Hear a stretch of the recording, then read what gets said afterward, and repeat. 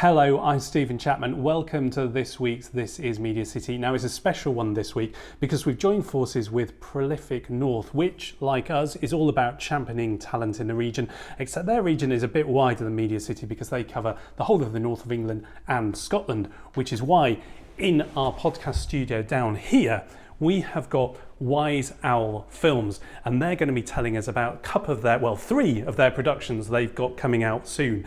A return to the Yorkshire Shepherdess, Amanda Owen.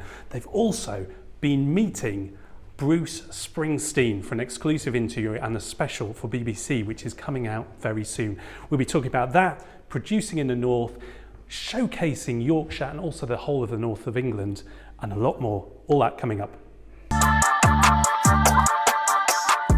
Hello and welcome to This Is MediaCity. Now, joining us on the couch today, we've got Mark Robertson and James Knight from Wise Owl, and they've flown all the way over from Leeds to see us. This is a unique one because this is not only This Is MediaCity, we're doing this in partnership with Prolific North.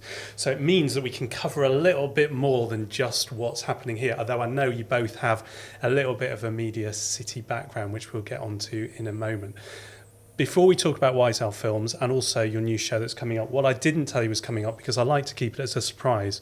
We got an icebreaker here so that we can find out a little bit more about you both. Okay. So I'd like you to both to pick a card, any card, and give us your opinion. Thank you. I'm not going to do. You're going to have to think because otherwise it won't come straight off. My answer, yeah. Is this for both of us? No, this is just for you. This one, go for it. Best piece of advice. Best piece of advice. Never give up. Keep going. If you want to work in TV or content enough, you'll get there in the end. So always have something in the post is what I think. Is like always have your CV out there or an email out there. Then you're always waiting for somebody to come back to you. That's a good one. I'll reach over here. Oh, blimey. Go there. Oh, favourite film? So they did Changes this to by me the earlier week. on, and I answered exactly the same. Do you know what? Toy Story 2. Just because I happened to watch it the other day with my daughter, and you realise just how good animation was at that point and how good the writing was. So, Toy Story 2. That's a good answer, actually. That's a good answer. You can't go wrong with And that. Disney should take note with the stuff they're making at the moment. Anyway. Right, let's move on. First of all, talk to me about Wise Owl Films, because you've been going quite a while now over in Leeds. Tell me a bit about what you do over there.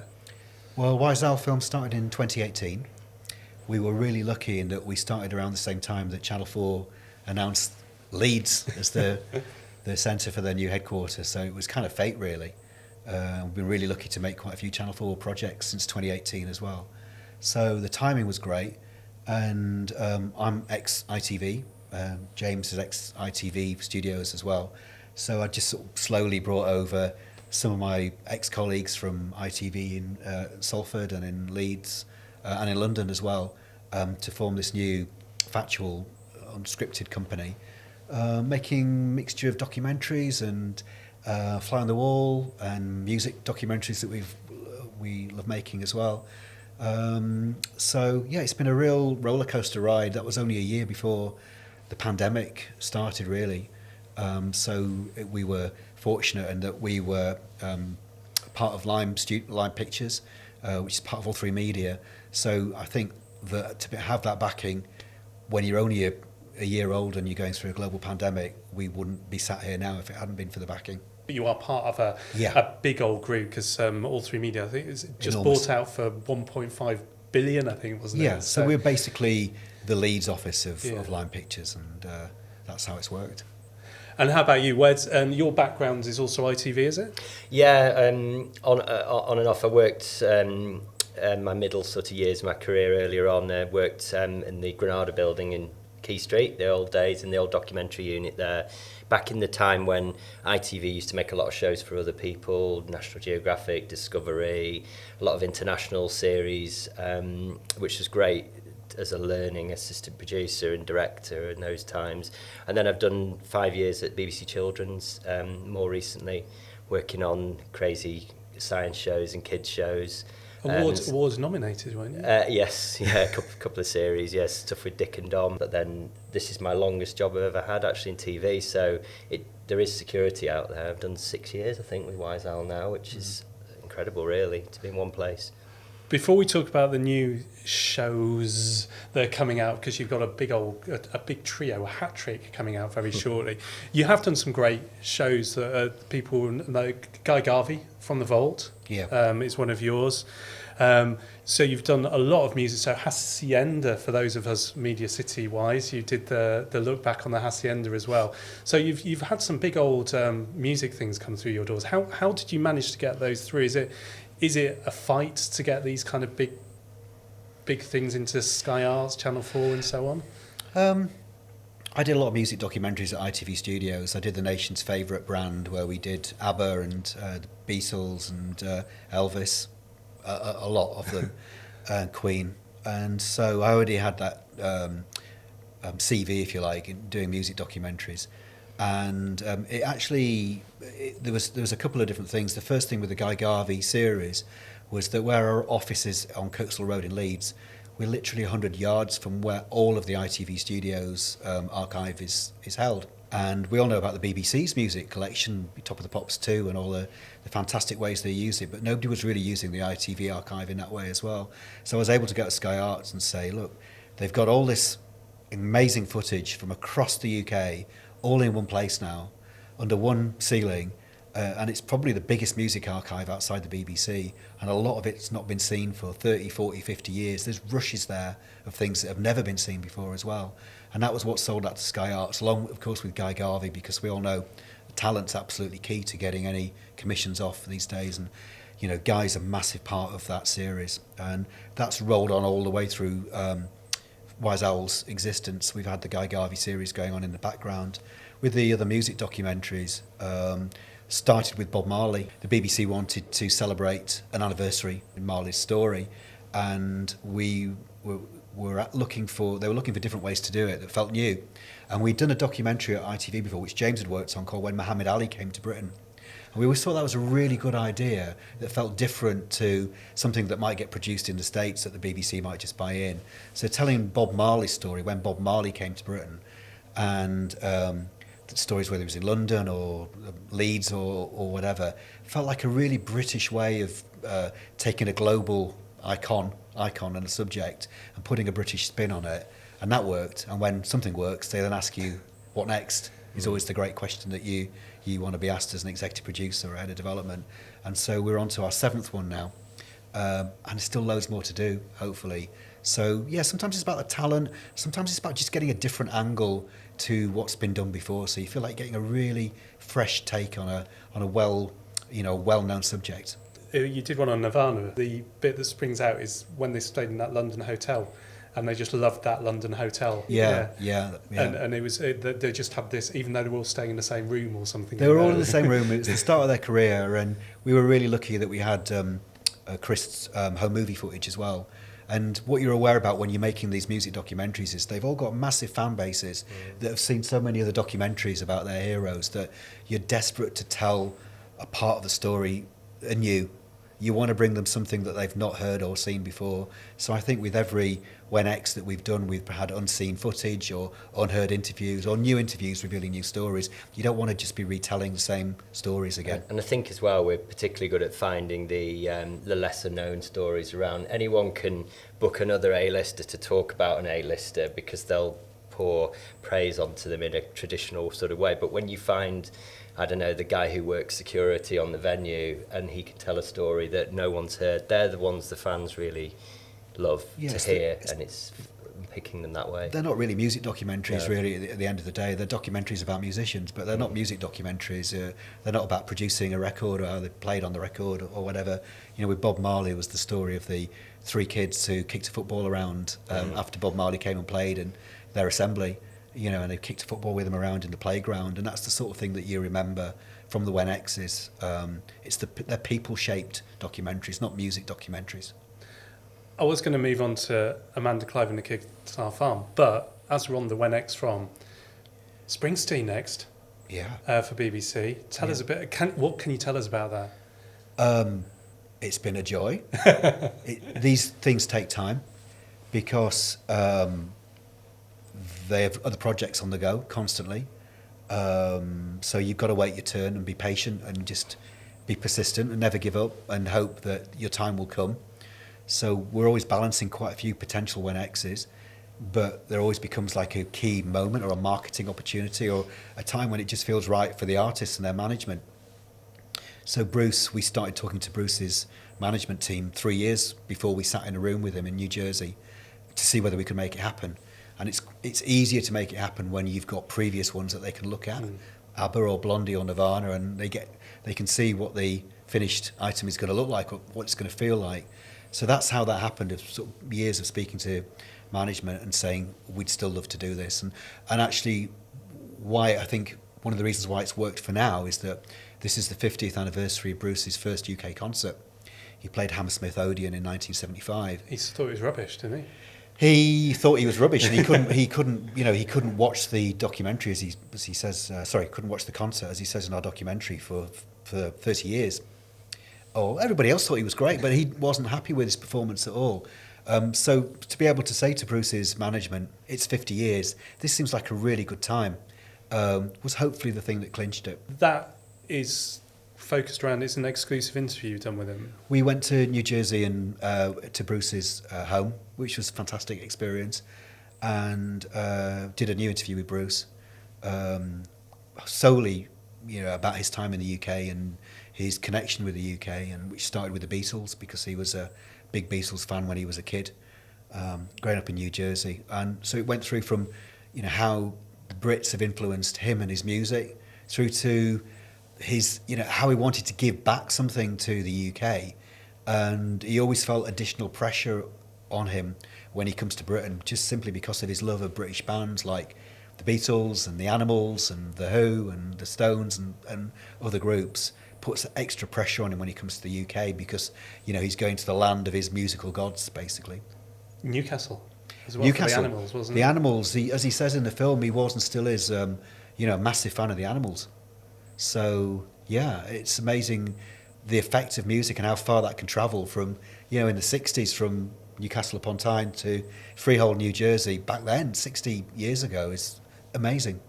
As programme makers, I know we kind of sit around and spend all that time kind of thinking, right, what if, what questions, and is it constantly a surprise when you go in there and you hear them say, is there one moment where your kind of heart sings in an interview when you go, oh my God, that's our exclusive? You don't have to tell me what it is, but you know what I mean. Were there those moments? Yeah, you're always, I don't go to all the filming. But Did you go to that one, though? I wanted to go to this one. Yes, you did. I wanted to go to that one. I'll pay my own airfare was the thing that I said, because you don't get, it's such a privilege to work in this industry, and you get to go places and meet people that you wouldn't meet if you weren't making content like this. So I wasn't going to, throw away the opportunity to go and meet Bruce. And so, yeah, absolutely. Whether you're interviewing somebody famous like Bruce or somebody who isn't famous, you kind of know, don't you, when you've got a line from somebody that comes through, and you can go, and that's going to be in part one, or it's going to be in the pre-titles, and that's a quote right for the very end. You're kind of processing it in your brain as you're doing the interview, and you go in and you've done your research. You've gone in with your questions, but you've also got to react to what they're saying. You can't just roll off a list of questions. Yeah, some big names are in PR mode when they talk to you, and others, it sounds like that interview with Bruce he was relaxed and he wanted to chat. He was familiar with you guys as crew. He knew some of the guys already, didn't he? And that created a relaxed atmosphere. But I think it was a story he felt he wanted to tell at that particular point. There is an art to interviewing people, but I think you never really know until you're rolling on the camera, and it becomes if you forget that you're interviewing someone and they forget they're being interviewed, then you've won. It's just a chat. But you also, like Mark says, you're mentally cutting, going, yeah, that's good, I can use that, that's good.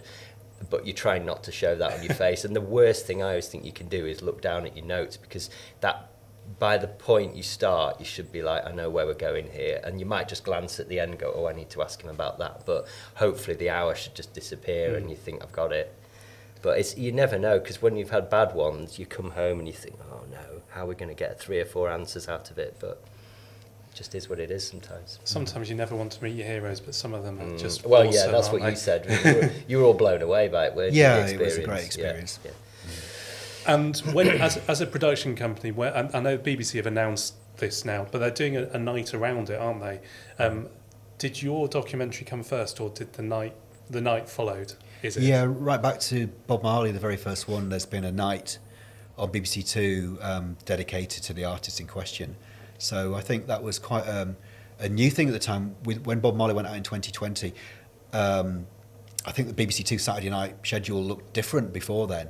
But I think what they found in the last 5 years is that nearly every Saturday night is music night now, and there's clearly a lot of viewers out there of a certain age, or think a certain way about music, that want to be entertained on a Saturday night with music. So the theme night, if you like, and there's been theme nights on the BBC going back to the late 90s when they used to do Evel Knievel night or ABBA theme nights or Muppet theme night or whatever, has worked really, really well for them. And to have an evening of programmes dedicated to the artist, whether it's Bob Marley or Blondie or Bruce Springsteen, it's a treat for old fans and new. But also it's great to be able to say to the artist management, it's a whole night dedicated to your friend here, and think of the money. Well, listen, what's absolutely amazing is looking at the iTunes charts the day after the programs go out, and obviously people watch the programs and they want to buy the greatest hits or whatever it is. It's it's a lot of TV's about win-win, isn't it? It's about what's in it for you guys and what's in it for us and what's in it for the broadcaster as well. That's the key, really. I like to see what like when the Nirvana one, whether the Vaselines went up in the charts. I'm and sure things they like did. that. It's that kind of thing. Yeah. Right, we're going to switch channels to Morphle. Okay. Now, let's talk about Amanda, Clive and the Kids. Our Farm Next Door, Series 2. Series 1's still on Channel 4. I'm trying to get it right. It's not 4 Stream, it's Channel Just 4 Channel 4. online now, isn't it? Streaming. I think they've whizzed back to that's what it was. right, yeah. So it's still available to see, so you need to catch up before you go.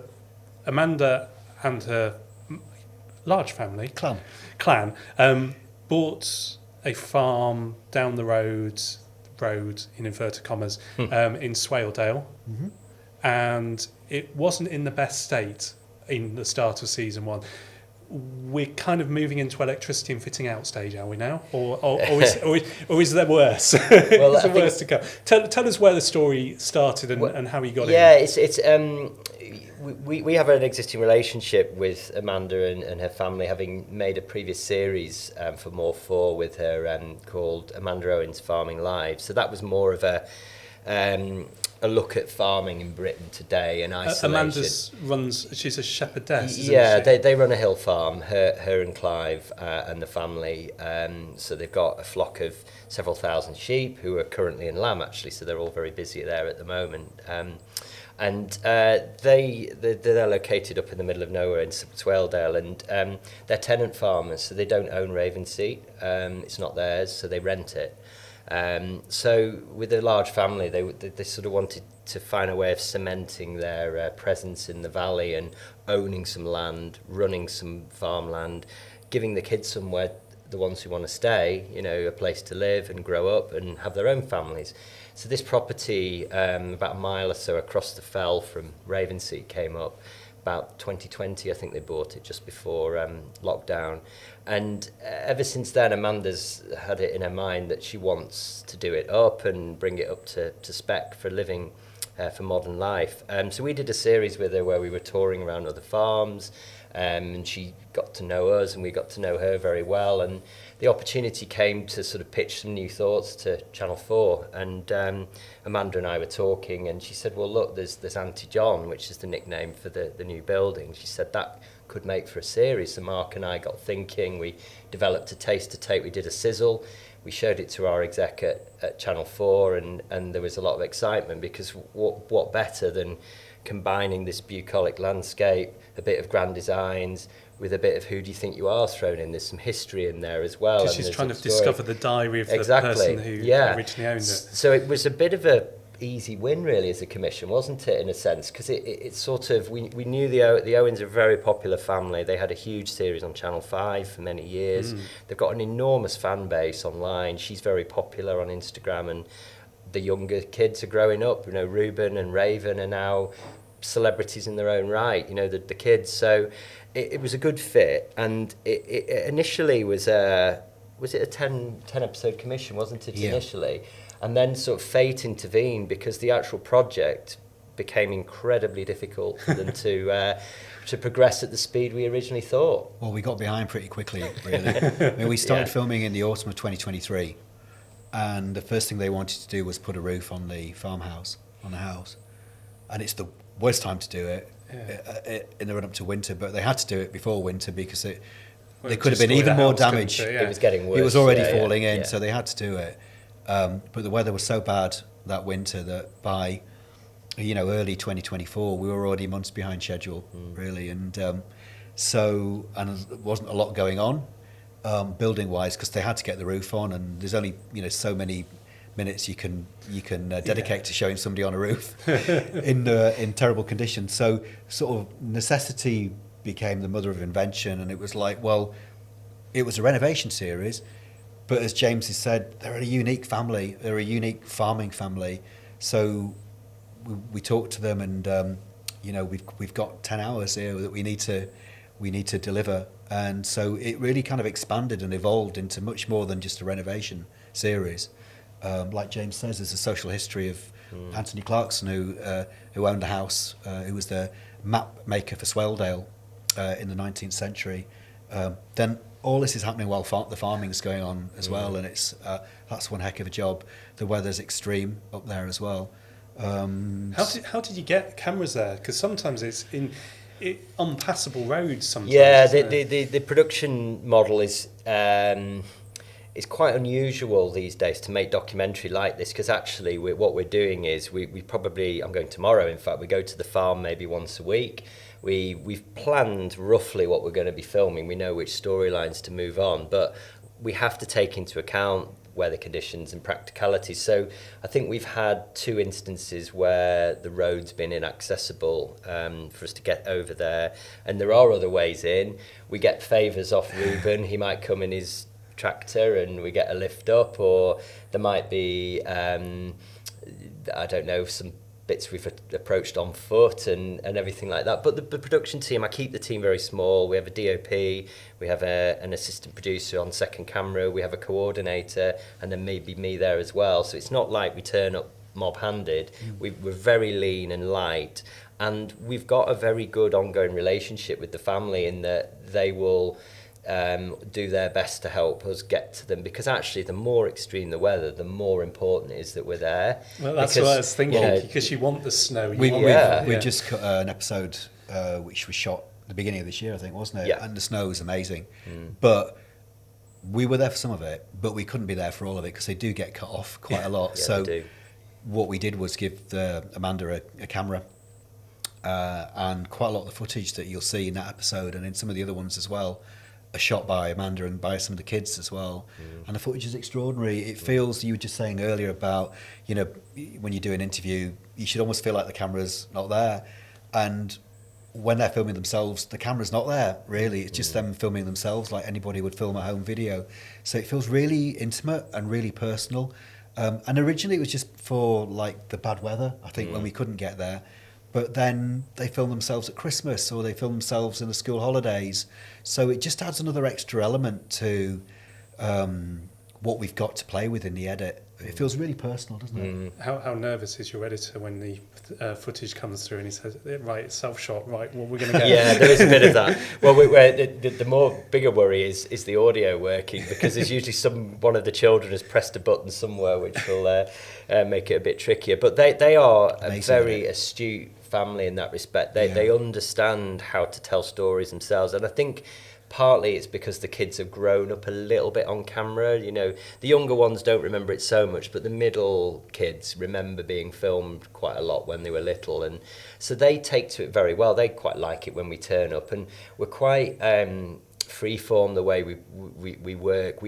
We don't necessarily know what the story is on a particular day when we go. We know that the builder, Richard, might be fitting some windows or something, so we know that that's happening. But in terms of the rest of the story, so things just happen around there, and you have to jump on them, which is why I like having the same team, a small team. We're part of the nuts and bolts really of the operation really at Ravensseat. So as a result, you get incredibly honest and intimate access really, and that's what makes it feel like we're getting this passing of time gently happening in front of our eyes. We've seen 2 winters now. We've seen the youngest child go from 6 to 8. They change a lot, and to the point where we're having to think about press pictures because they're growing up whilst definitely. we're making this series, and it's quite unusual these days for up-doc access generally happens in filming blocks. If you've any of the big shows you watch on the streamers or where it's sort of Molly May or whoever it might be, there will be filming blocks of 3 weeks you get this much time with her, wait a bit, 4 weeks you get this much time. It will be very carefully produced and managed, and it's not that you don't get good films from it, you do, but what we have is essentially almost like a weekly visit to the farm, and during that time we move multiple narratives forward a little bit, and as a result you end up with this volume of rushes. We've probably got 3,000 hours of rushes now, in which we've got a whole 18-month period of time in this building moving on, the family changing, the landscape changing, the animals coming and going, and you feel like you're building quite a portrait, and I think that's what's quite exciting really when we get to the end, what it'll look like. My favourite documentary series is 7 Up. It's such an amazing thing, but it's only filmed once every 7 years, and that doesn't really fit in with sort of production plans, does it? Of every 7 years? Can you do it every 2 years? It's 7 Up. You can't. You can't suddenly become 2 Up or 3 Up. It's such an incredible series, and I think it's had an impact on all of us. And both me and James are ex-Granada, and I was at Shiver ITV Studios when 7 Up was being made as well. And to see these children growing up in front of your eyes is incredible. And I think for this, there's an element of 7 Up in this series, except rather than filming once every 7 years, you're filming once every 7 days. And so it's only really, you don't notice the children growing up in the same way that you would with 7 Up, but it's only when you go back and, we're cutting episode 9, episode 10 now in the second series. You look back at episode 1, episode 2, that's only a year and a half ago, and you can see how the children have evolved, are growing into bigger human beings. We're kind of part of their week really now. It's quite an unusual way to make TV, like Mark it's really said. unusual. Our schedule is like that. It's very, very long and very, very thin, whereas TV schedules at these days generally very fat, 5 edit suites. How few weeks can we do this in and pay the salaries for the minimum number of people for the minimum amount of time? And that's the brutal realities of formatted television these days. And you still create great content, but this couldn't be made like that. It simply couldn't. We looked at loads of different ways of doing it, but we realised... You'd bankrupt Channel 4 if you did it like that. Well, I think, and we're still making it to budget somehow, Yeah, I think it's also something that only a company in Yorkshire could make, really, if you think about it. I mean, even still from where we are, it's still, an hour and a quarter, an hour and a half to location. So we can't, well, depending on, we all come from different parts of the north, but the office is in Leeds, and it's still a while away from there. But I think the combination of the geography, the fact that we've got this existing relationship with Amanda, I mean, you talked about Farming Lives, but I used to look after the Dales for ITV, which I think first put Amanda on the TV in 2011. She was just one of a number of characters across the Yorkshire Dales, and that's how I think Amanda got her big break, if you like, on television. So our relationship actually goes back 14, 15 years now.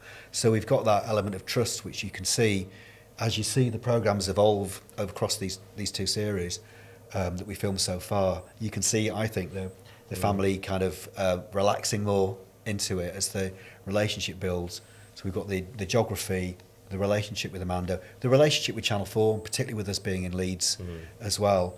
But also I think the trust that James and the team's built up with them, it's and the I think we accurately reflect what lives are like for them, and it's not a Walt Disney story where they are. People look at it and think, it's an amazing place to live, and it is, but it's also a really unforgiving place to live as well. So I really hope that we've reflected the different sort of sides of life with the Owens. It's kind of what you were talking about with the music as well. It's access, but it's also trust. It seems are the key things for a documentary maker to get it over the line. Yeah, you are putting somebody's life you're putting their lives in your hands. Whether you're doing an interview or whether you're filming with somebody for several months, they've got to. We've done a lot of different series. We work with a fire service, we work with a Tyne-Wear Metro, and I think what's common amongst all access, whether you're filming a rock star or filming a family or a fire service, is what are you going to make me look stupid, or what are you going to do? And they've got to trust you, otherwise it won't get made. But it's quite a commitment for anybody to say, I really trust in you. I think any documentary maker will tell you that the stuff you see on screen is only the culmination of everything that happens off screen. It is like, and this is nice access. It's not like we're telling a very difficult story here. It's their life, but they still open the door to all their old archive footage, every aspect of their day-to-day life. Whereas, imagine making a really tricky film with somebody about something very personal. Those films only get made because of the relationship the filmmakers have built up over months beforehand. And it's the phone calls at weekend, it's the chats away from camera. That's where the work's done, making this. And this is why the team you pull together on a show like this is absolutely imperative you get it right, because if you just get one person that destabilizes that relationship, suddenly it will escalate very quickly and you've got a problem. So we work very carefully, pick who we work with, don't we? You never know how people are going to receive something that you've made, and the people that you film with never, particularly in this day of age of social media where anybody can have a view and it becomes out there sort of thing. Yeah, that's true. When you do, with the Owens, it's very, very personal. And so we were really delighted having made the series when it went out. There's always that moment when you're waiting for the ratings the next morning, even though we're in this world of 28 days now, or 7 days, 28 days. And, you were talking about More 4 and Channel 4 and how you can still view these old episodes. So it was a great moment when the first episode of Our Farm Next Door went out, and it did 500,000 overnight.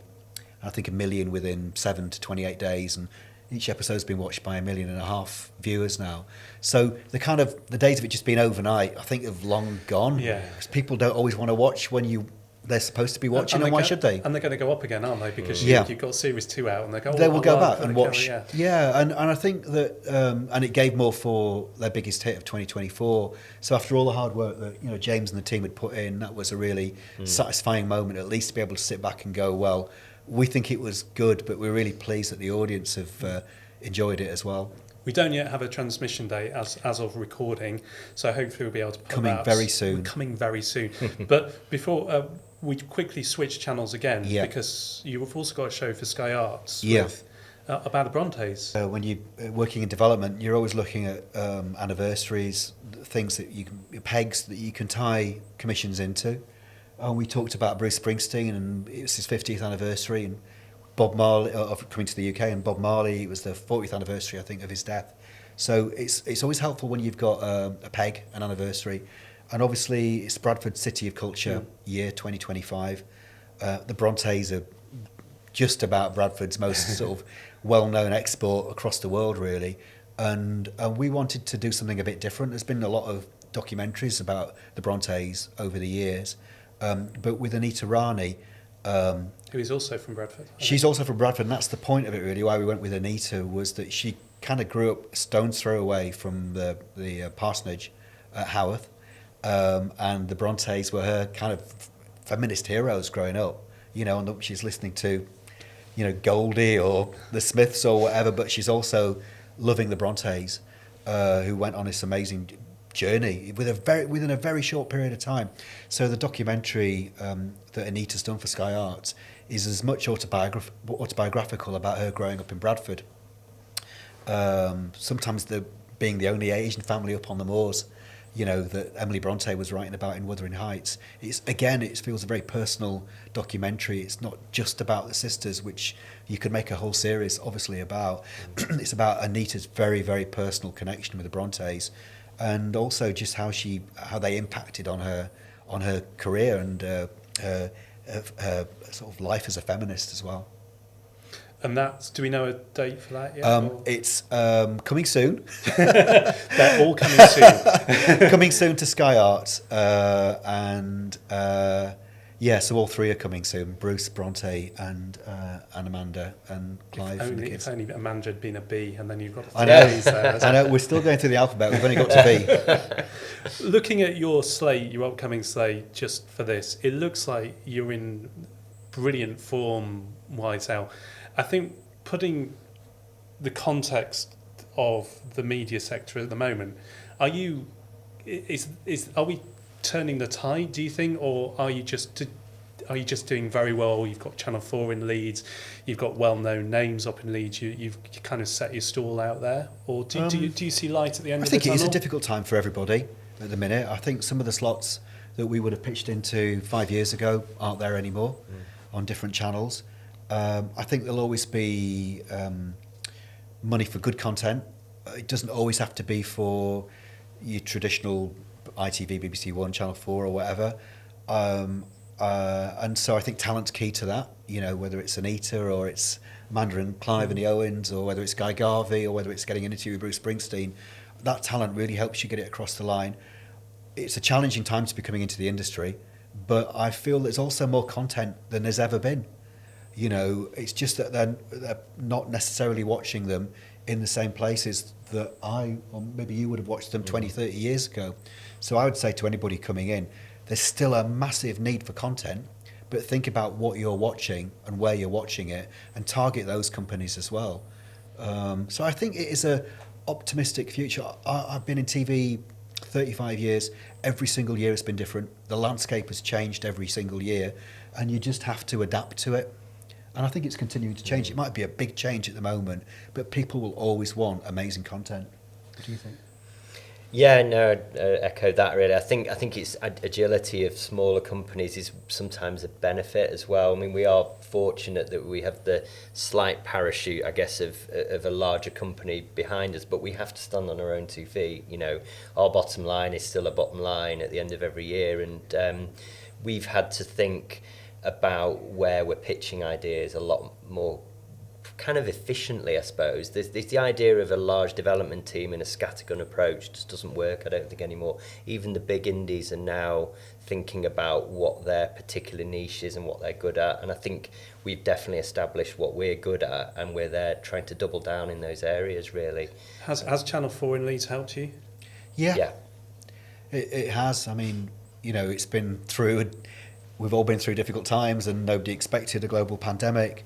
But I think for previous to Channel 4 opening, I'd be going down to London once a week, not just to Channel 4, but to BBC and ITV as well. But actually having somebody, a commissioning editor, a 5-minute walk from your office, who is possibly from Yorkshire or has worked in Yorkshire as well and knows what you can do, is so much easier than having to pitch to somebody you've never met before who perhaps hasn't been outside the M25 that much, because it does come down to trust at the end of the day. Explaining where Swaledale is to someone else. Or where Yorkshire is, even, to somebody, you know, who's part of just a different upbringing of production.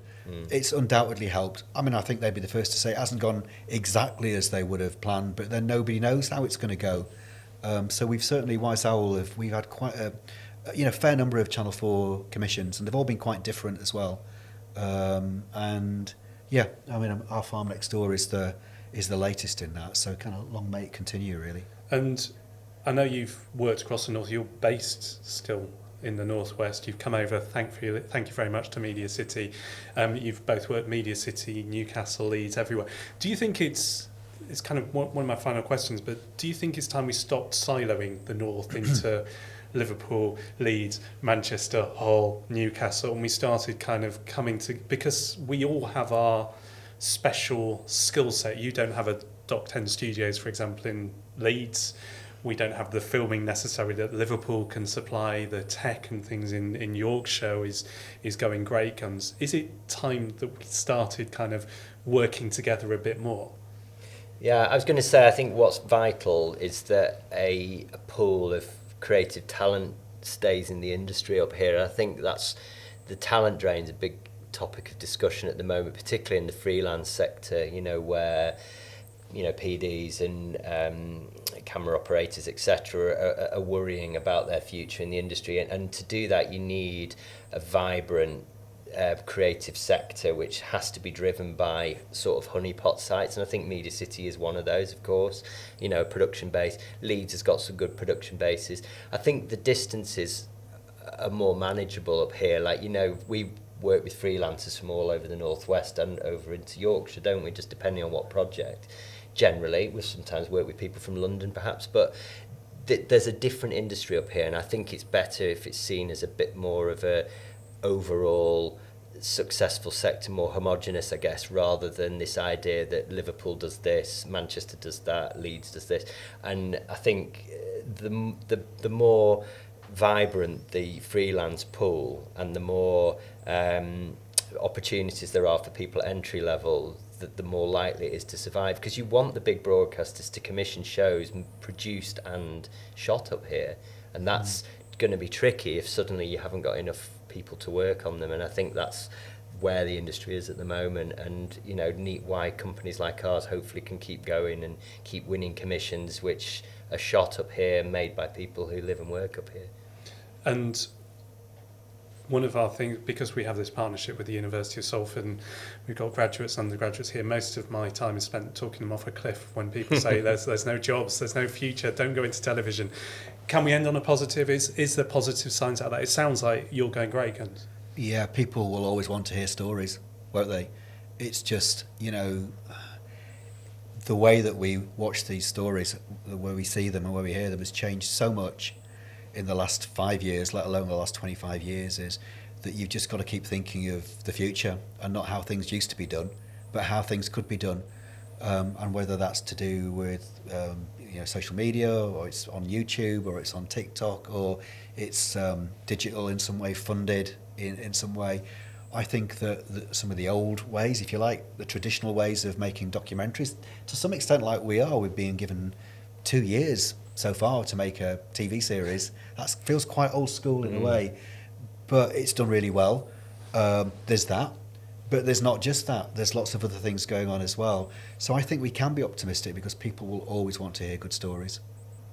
Brilliant note to end on. Thank you ever so much for coming over here. Thank you. And good luck with your next 3 shows. Dates to be confirmed on all of them, and we'll put all the information below as soon as we get them. Thank you very much. So thank you for watching and listening to this week's This Is MediaCity podcast. So please like, subscribe, share, comment, tell everyone about it. This Is MediaCity is a 39 Pictures production on behalf of MediaCity and in partnership with the University of Salford, and this particular episode was working in partnership with Prolific North. And because of our partnership with the University of Salford, all the team behind the camera are either graduates or undergraduates from the university. We do a podcast every single Friday, and you do not want to miss it. And if you want to have a look back, we speak to people like Peter Salmon, Lucy Meacock from ITV. We also talk about the future of media and technology with the likes of Steve Moyler from Immersive Eye, and lots more. And we shall see you next week. The production team are Meg Bond, Tegan Easton, Akila Hewitt, James Young and Rose Lonsdale.